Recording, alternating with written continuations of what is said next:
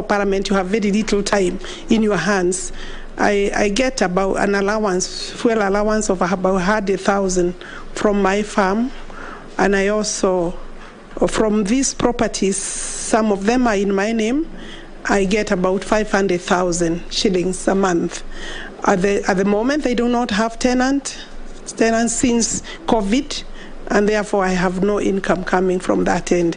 I'm relying on the little 100,000 and my salary from MP, of course, yes.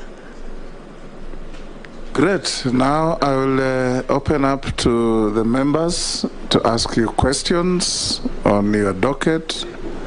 And the structure of our engagement is robust but respectful.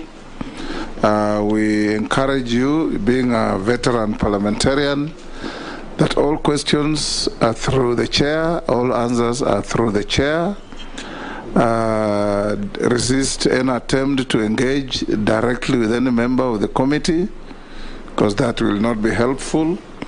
I'll now give the first opportunity to the majority leader. Thank you, Honorable Speaker.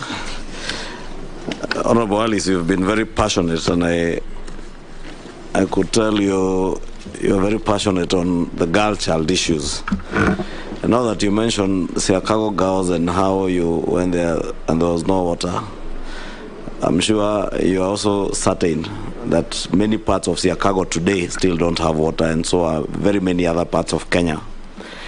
His Excellency the President, in his address to the nation, to Parliament, did indicate that there are plans by the ministry, and I know you are here to report to the ministry, but I would really want to hear your thoughts on the question of the water purchase agreements under the PPP model.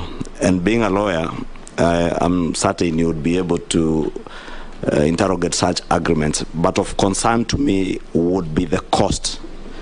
Because as you have said, water is critical, water is life. And if that commodity becomes very costly, either to government or to the people, then it also becomes out of reach.